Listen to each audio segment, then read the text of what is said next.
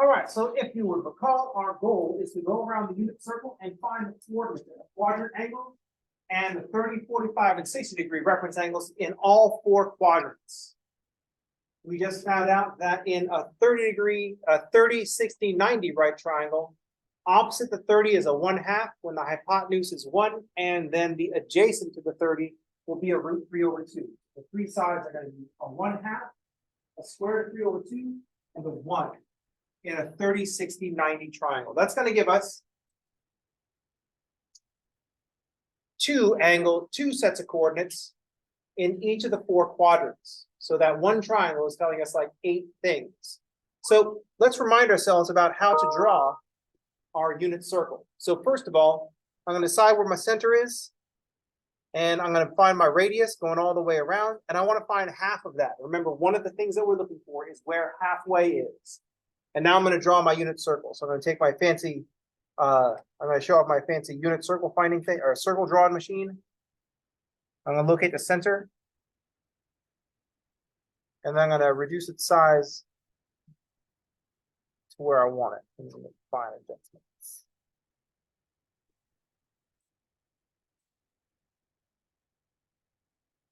We want to know where the radius of the circle is, which we're going to call 1. And then we're going to want to know where half of that radius is. So there's our circle with a radius of 1.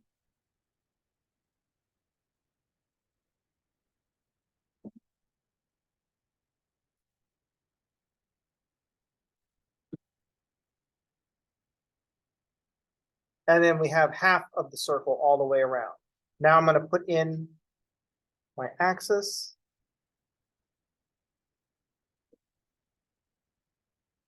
Here's my x-axis. I'll put in my y-axis.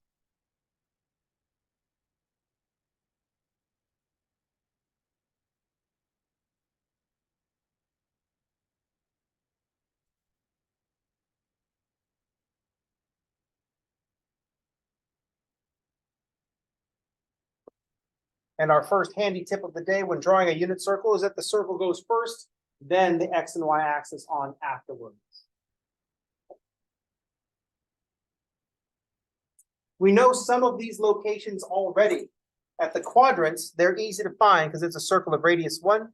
So here at 0 degrees, we have the points 1, 0. 1, 0 at 0 degrees. Then at 90 degrees, we have the coordinates 0, 1. Then at 180 degrees, we've got the coordinates -1, 0.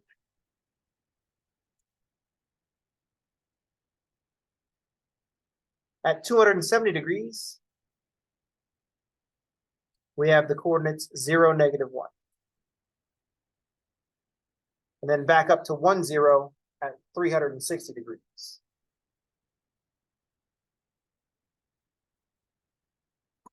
So that's how we build our unit circle. We start with our circle of radius 1, and we find halfway from the center to the radius. Halfway, find those halfway points. To locate the 30-degree angles, we go halfway up on the y and go across. Go through where y is 1/2, and there's your 30-degree angle. What's 30 degrees in quadrant 2? What angle is that? 150. Then we're going to go down to where y is -1/2 and find those 2 points on the circle.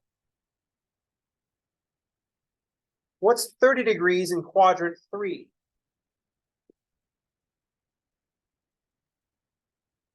210. And what's 30 degrees in quadrant 4?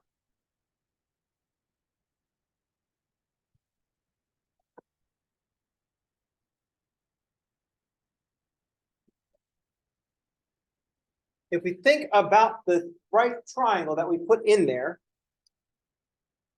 think about the right triangle that goes in there.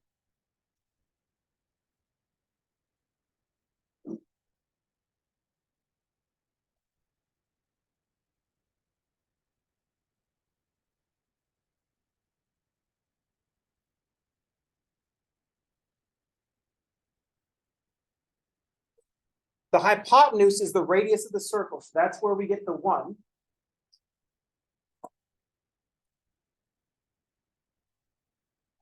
The side opposite the 30-degree angle is where we got the 1/2.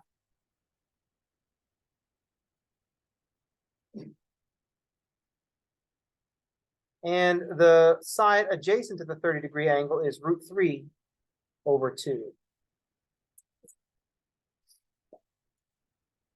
Notice that the √3/2, that adjacent side, is the x-coordinate of the point that we're looking for.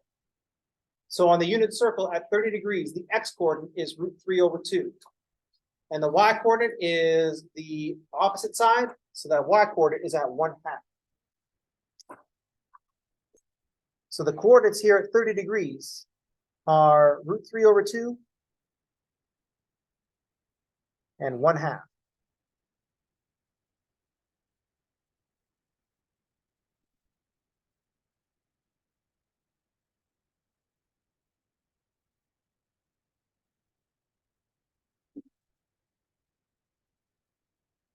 So in quadrant 1, we got 30 degrees. We got coordinate √3/2 and 1/2. The other 3 we don't get for free, but we get them real cheap. Because all we gotta do is change one of the signs each time. So over here at 150 degrees, which of these coordinates is the same? So if I draw this right triangle over here, I'm at the same y-coordinate, so my y-coordinate at 150 is still 1/2. What's my x-coordinate at 150? Negative √3/2. The distance is going to be the same, it's just in the opposite direction, so negative √3/2.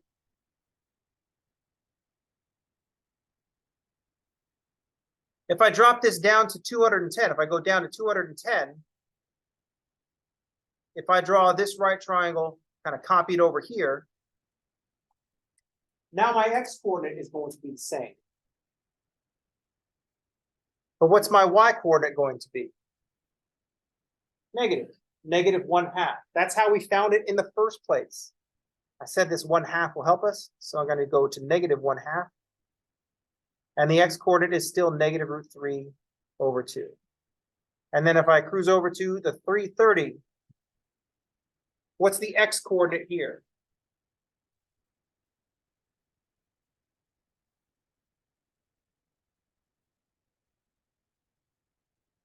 √3/2, because it's the same as the x-coordinate of the one above it.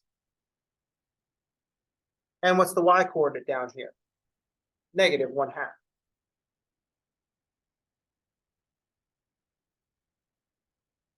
So that locating the halfway marks was useful. Once we got the coordinates of the 30 degrees, we got the 150, 210, and 330, not for free, but pretty cheap. Just change one of the signs. In the first quadrant, they're both positive. In the second quadrant, x is negative, y is positive. In the third quadrant, x and y are both negative. And in the fourth quadrant, x is positive, y is negative.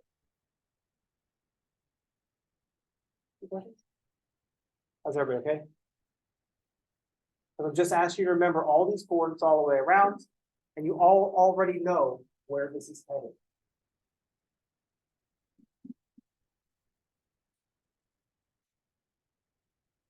Now I'm going to do the same thing with x is plus and minus 1/2. So I'm going to put this 1/2 here. I'm going to drop this down and up, because that's how we find our 60s.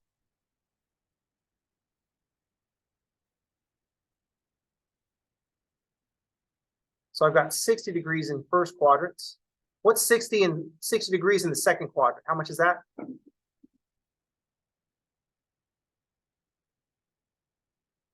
120.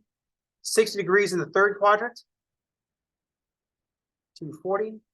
60 degrees in the fourth quadrant?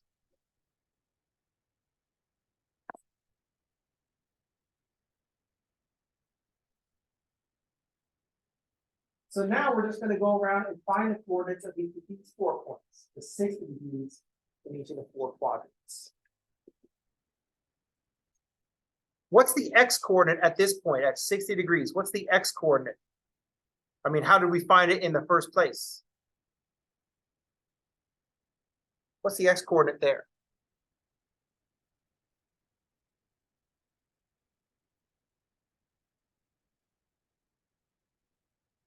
No, not quite. We don't have a square root of 2 over 2 yet. That comes up with the 45.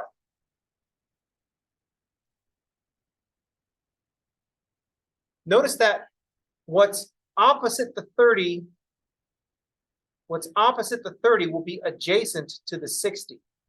Also, the way we found this point is to go halfway from the origin to the point 1, 0. So halfway on the x. If one of the coordinates is 1 over 2, what's the other coordinate going to be?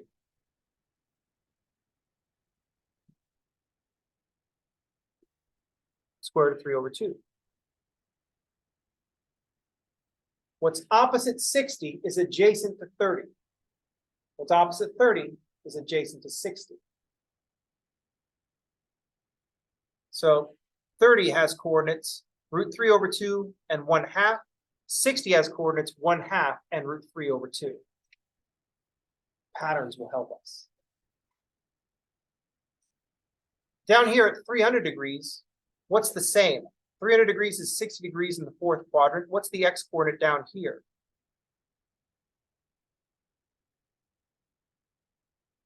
So it's not a negative 1/2. One of them is negative, but it's not the x. X is positive, but the root 3 over 2 is negative.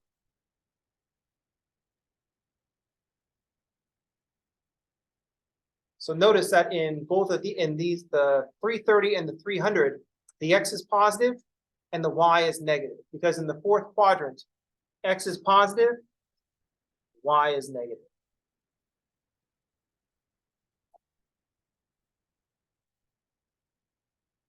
Questions? Patterns. Look for patterns. There's not, let's see, 2, 4, 6, 8, 10, 12, 14, 16, 18, 20, 22, 24. There's not 24 things to remember. It's like 3 numbers that we keep reusing with pluses and minuses. What are the coordinates at 120? So notice that the x coordinate is going to be the same at 120 and 240. And to get there, we went to negative 1/2 and then up and down. So we have an x coordinate of negative 1/2.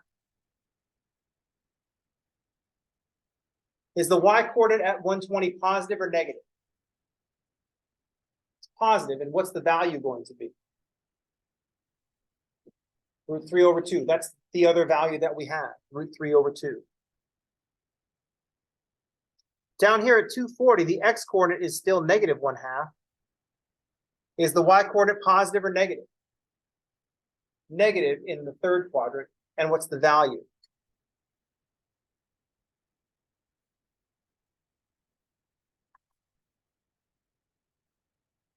So here we've got our 30 and 60s going all the way around the unit circle. You don't have to memorize these coordinates, but you do have to remember them. They're only using 2 numbers in various combinations, plus or minus 1/2, plus or minus root 3 over 2. Is everybody okay?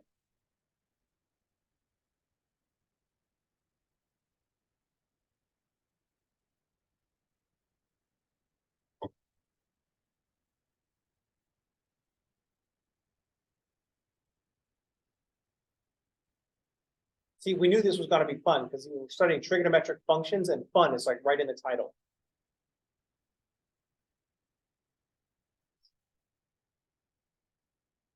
But then some of people look at the first word, trigonometry, and that has no right in the middle of it. So trigonometric functions is that you're, instead of looking at the fun part of functions, you're looking at no fun, which just means you're wrong. I mean, it's trig. Any questions? Comments? Here's what we have to do next. Next, we've got to figure out what's going on at 45.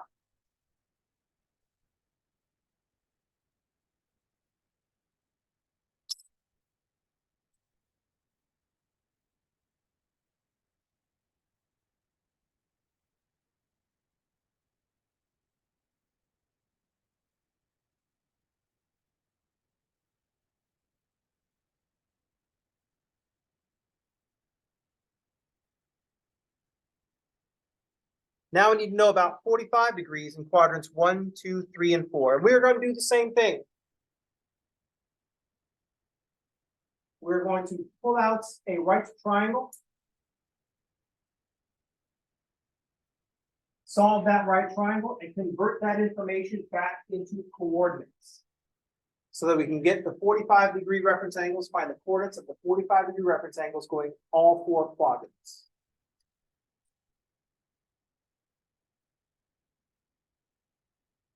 So here's the thing.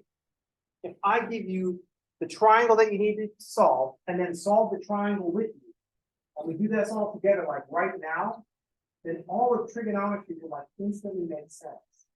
Like everything I do, and we'll finish the class in like a week. But that's only if I do this 45-degree angle right now. If I put this 45-degree angle and find the coordinates for us in the 4 quadrants, like right now, right after we do this first one, trigonometry like instantly makes sense. Like no question, just like happens. It's kind of weird, it's almost magical. It's a little bit scary. But usually when I do this, I get to this point in the semester, I do the 45-degree angle, and then we finish the class like 2 weeks later. So I go, hey, you got this? Everybody gets it. And we're going, all right, don't tell anybody, but we're not going to do the rest of the class. We're all done because we're all trigonometric masters. It's like we download it. But I have to do it right now. If I wait any longer than doing it right now, if I wait any longer, then it doesn't happen. We have to do trigonometry at a normal pace. Okay. So let's do this right now so we can instantly be done with trigonometry. Because if I wait any longer, like if I put this off till Monday, then we're just gonna have trigonometry like regular style, like everybody else, like a bunch of peasants and stuff like that. So let's do this right. Oh dang, look at the time. I guess we'll have to wait until Monday. All right, that's it for today. I'll see you all on Monday. Everybody have a good weekend. And thanks for playing.